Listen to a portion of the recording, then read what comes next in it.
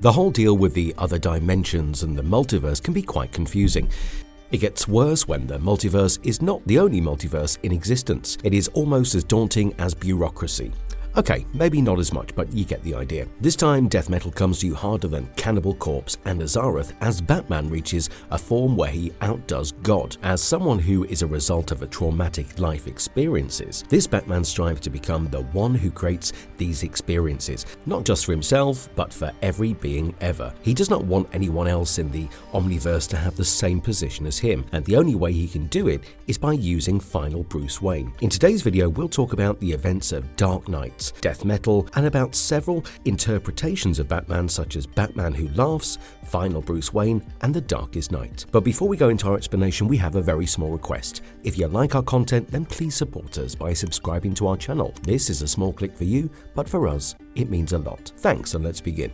Final Bruce Wayne's origin. There are a lot of lore behind Final Bruce Wayne, so allow us to take you a few steps back. The DC universe that we know of is quite obviously a multiverse. There are several interpretations of the DC characters across all universes, with some being similar to those from Prime Earth and others being as different as they come. For example, Barry Allen and Jay Garrick from Earth 1 and 2 respectively are speedsters dedicated to protecting their planets. On the other hand, their Earth 3 counterpart, Johnny Quick, is evil and a threat to people of his planet. The other League members of this world are on the same bandwagon as Johnny Quick, and together they are known as the Crime Syndicate. On the flip side, we have the Dark Multiverse, Shadow Multiverse right under the Prime Universe.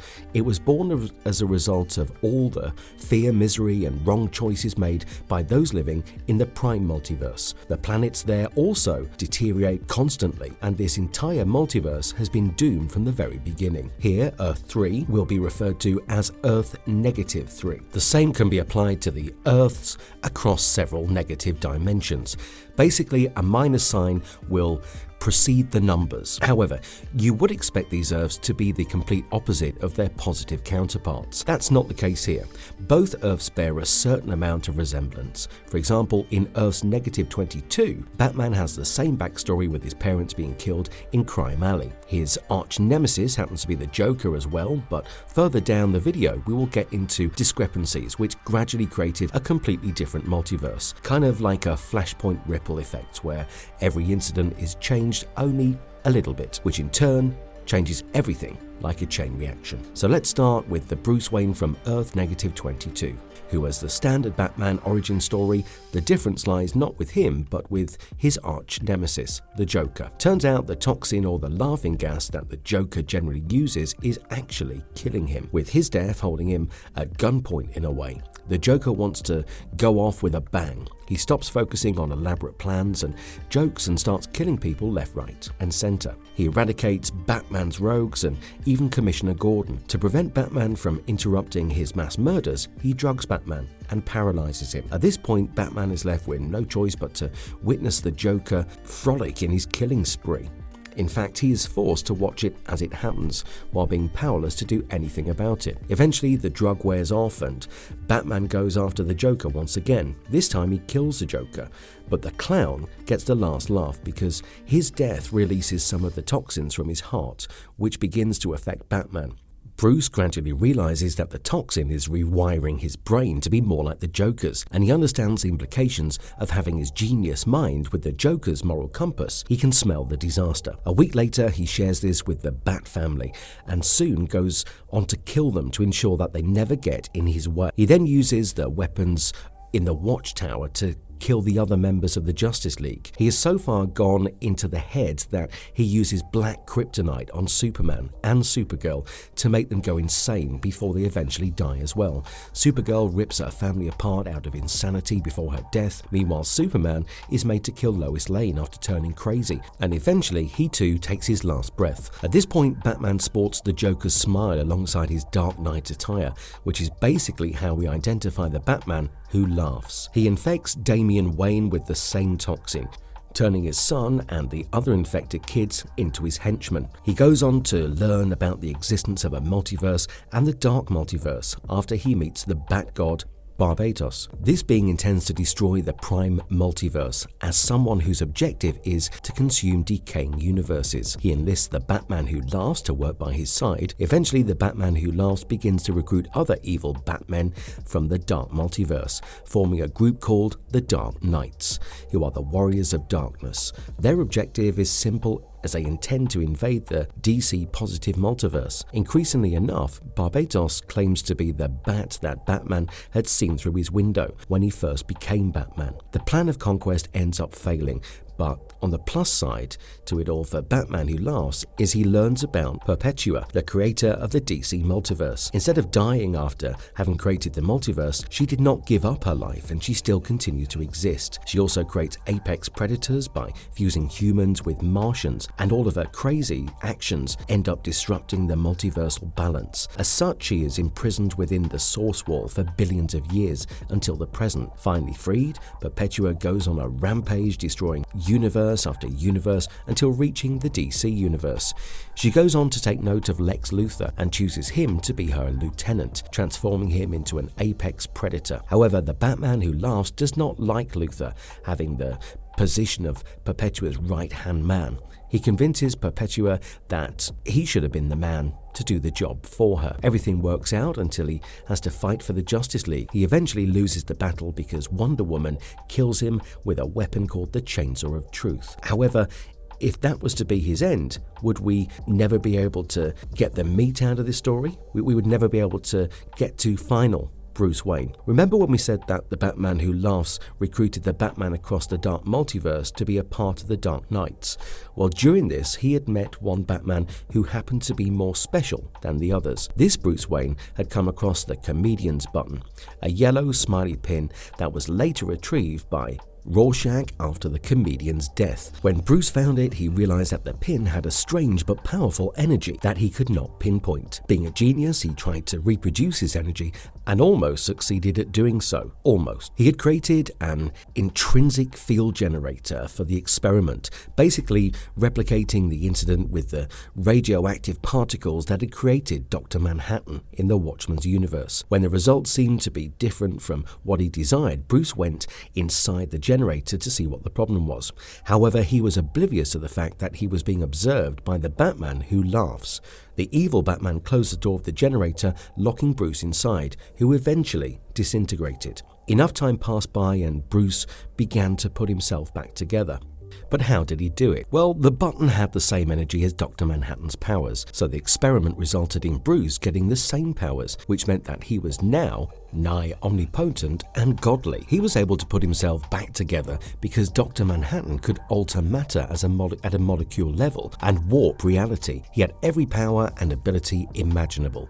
He was still weaker than the original Dr. Manhattan, but whatever he had was good enough. As he reformed, Batman Who Laughs arrived to lobotomize him with an energy knife. He then kept the comatose Bruce Wayne hidden to later use him as part of his contingency plan. If he were to die, he intended to return with the help of his Dark Knights and Alfred, basically an evil Alfred, by using final Bruce Wayne's body. And that was exactly what happened after he was killed by Wonder Woman. We saw the events pan out in the 2020 comic series known as Dark Knights Death Metal. We were taken to the Castle Bat, which was basically one of the evil Batmen who would become a sentient city when Bruce Wayne merged his soul with Gotham City. What the Batcave was to the Prime Earth Bruce Wayne, Castle Bat was to Batman Who Laughs. The body of the final Bruce Wayne lay on the operating table while Alfred performed a transplant. He put the brain of Batman Who Laughs in final Bruce Wayne's body. This was the ultimate contingency plan that Batman Who Laughs had in place. He knew that this was how he could become someone with ultimate power, someone who could eventually take over Perpetua and every other being like her. With his new body, the Batman Who Laughs absorbed the strengths and knowledge that belonged to every other evil Batman from the Dark Multiverse. Even though they were all different, every Batman, including him, had one similarity. They were all the result of an event. If you were to kick a rock, your leg would hurt. The hurting of the leg had been the Batman all along. That's not what the Batman Who Laughs wanted. He wanted to be the cause, the kick, the rock, the bullet that kills the man. He wanted the multiverse by his side instead of being someone who was present within the multiverse, affected and shaped by its events that were beyond his reach. As he had this realization, his goal became simple. He would kill Wally West, whose cosmic awareness and strong connection to the Speed Force had resulted in him having the power of the original Manhattan inside him. The Batman Who Laughs had final Bruce Wayne's body, and he would eventually take that power as well and create a multiverse in his own image with nightmarish planets. He would call it the Last 52, which contradicts the New 52, and use every planet as a bullet to take down beings like Perpetua. His multiverse would be dedicated to conquering and would eventually be the only verse in existence, and he would sit atop his multiverse as the sole omnipotent being. He woke up from the operating table, and his reawakening alerted Perpetua, who warned him about her power shielding him and their realms from other beings like herself, known as the Hands. They would judge their creation harshly, and she claims that they were far worse and more brutal than Perpetua herself. The Dark Knight heard her out, but reassured her by claiming that everything was fine. He then disintegrated his loyal servants, mostly because he did not need them anymore, and because they lacked what he truly needed. He appointed his Robin, a homicidal Bruce Wayne from the Dark Multiverse, to become the Robin King. He was not the Batman Who Laughs. Wouldn't that make him the Batman Who Laughed? He was not the final Bruce Wayne. He was something else altogether. This new form made him look far purer and clearly showed that blue was not his best color. Black was. He, however, was definitely not a man of purity. He was a man of malice. He was the strongest Dark Knight ever, with the most malicious heart and intentions. And so he recreated himself, turning into a ghastly black being that looked more like a dark energy than a person. Finally, he became what he intended to be all along. He became the Darkest Knight. What happens after final Bruce Wayne becomes the Darkest Knight? As the prime multiverse superheroes were being recruited by Wonder Woman in this war, the Dark Knight wished to stop her to create the Last 52. The heroes were trying to make Wally West sit on a chair called the Mobius chair, which would give him the powers of Dr. Manhattan. This in turn would give the heroes a fairer chance against their omnipotent enemies. However, the Darkest Knight was after Wally West as well, making Wally, Barry Allen and Jay Garrick run from him for their survival and try to keep the Darkest Knight away from the Speed Force. While Jay and Barry helped Wally escape, Wonder Woman and her recruits were captured by Robin King.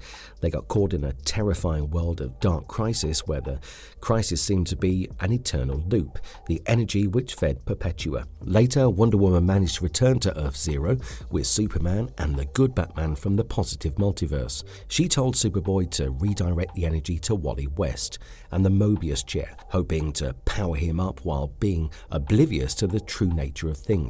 Naturally, the procedure did not work out, and no one knew why, at least not until the Darkest Knight appeared to tell them the reason. The truth was, the Darkest Knight had rigged the Mobius chair a long time ago to ensure that whenever Wally would use it, the energy would get redirected to him, fulfilling his objective of gaining the power of Dr. Manhattan. This would finally make him powerful enough to defeat Perpetua and create the Last 52. Obviously, the situation was not ideal for the heroes, but they gave their best in a war against the multiverse's most powerful being anyway. However, the Darkest Knight had a bigger fish to fry, and in this case, it was killing Perpetua. He ordered Castle Bat to keep the heroes occupied while he would head out to kill a god. The heroes struggled against the Castle Bat, which had all the elements that could hurt the heroes terribly. For example, its red sun particles could incapacitate Superman, but thank God for Lex Luthor. With his Legion of Doom, Lex trapped Castle Bat's soul using Brainiac's algorithm and then offered to help Diana. She was not too pumped about it, having him on her side, but at that point there was no other option. As the Darkest Knight fought Perpetua, planets became their weapon of choice. Meanwhile, Luthor told the heroes about Element X, an element that could be controlled by thought and used to achieve nearly anything. He also told them how the blood of Lobo and Superman destroying the Earth would would bring them closer to victory, with Earth Zero being the core of the multiverse.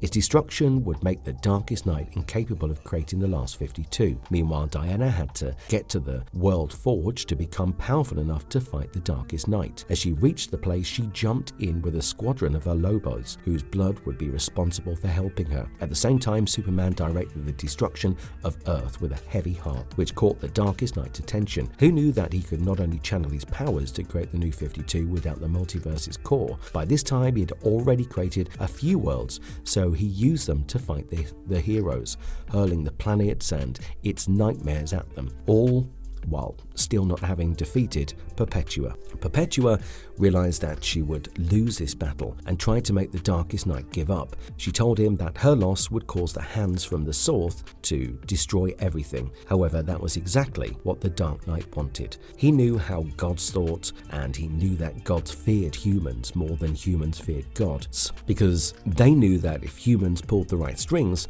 they could outdo gods. In fact, he was a prime example of that. He eventually used the walls from the Source to kill Perpetua, proving that he in fact was the strongest being in DC's Omniverse at present. He took the bar several notches higher when he took the last of her powers, thus becoming the most powerful being to ever exist. At the World Forge, Wonder Woman was unable to find the truth machine that she had to get to. Meanwhile, the Lobos had already sacrificed themselves for her to even enter the World Forge. Strangely, Darkseid was also present in the same realm, and he told her that she could not defeat him, but she had to. So she thought about what truth really was. Truth bound everyone together, and when it came to Wonder Woman, she had exactly what she needed: her lasso of truth. She was successful in her endeavor, and it became evident that everyone in the fight suddenly felt their past, present lives, feelings, and emotions connecting together with that of each other.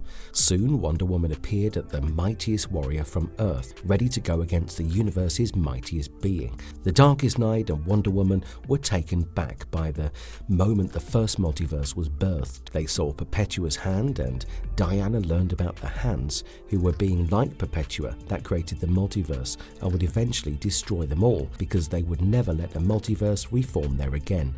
The Darkest Knight offered to create a cute little paradise for Diana and her friends while he would go on with his plans, kill the hands and become the king of the Omniverse. But Diana took the hands of Perpetua to hit him, which made her and her allies even more powerful. With each hit, the heroes felt a greater power surge, and for once, the Darkest Knight began to fear her. Finally, Diana hit the Darkest Knight with a very powerful blow, which cornered him and sent him to the end of time. He found himself near the Death Sun. Diana was strong enough against him because she was able to bind everyone's stories, lives, and emotions together.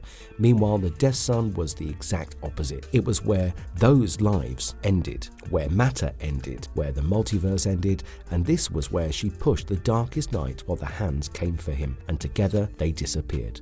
How powerful is the final Bruce Wayne? Though not as powerful as the Darkest Knight himself, final Bruce Wayne is the reason behind the biggest power surge the Batman Who Laughs has ever experienced. With the same abilities as Dr. Manhattan, final Bruce Wayne is nigh omnipotent. He can alter any matter using molecular reconstruction, which means that he can regenerate and disintegrate almost anything. A shapeshifter who also possesses superhuman speed, final Bruce Wayne can warp reality at his will. At the same time, nigh omniscience allows him to see everything at once, across the past, present, and the future. In fact, this is how the Batman Who Laughs had gained the knowledge possessed by all the Dark Batmen while he was being revived. Needless to say, he has a cosmic awareness and telepathy. Marvelous verdict. The guy who should be feeling guilty about it all has to be Joe Chill from Earth -22. If he never killed the Waynes, well, none of this would ever happen. So you could also blame the Wayne fortune for it, because if Bruce was a middle-class guy, he mostly would not have had the access to all the technology and resources that allowed him to even dream of becoming a vigilante. He would wake up, go to the office, tally balance sheets, and come back home like a regular guy with a regular life. With that, today's video comes to an end. So what did you think of the final Bruce Wayne and the Batman Who Laughs and the Darkest Knight? Let us know. And if you did like our content, well, don't forget to leave a like and subscribe to us if you haven't already. Have a good one and be safe. Thanks, everyone.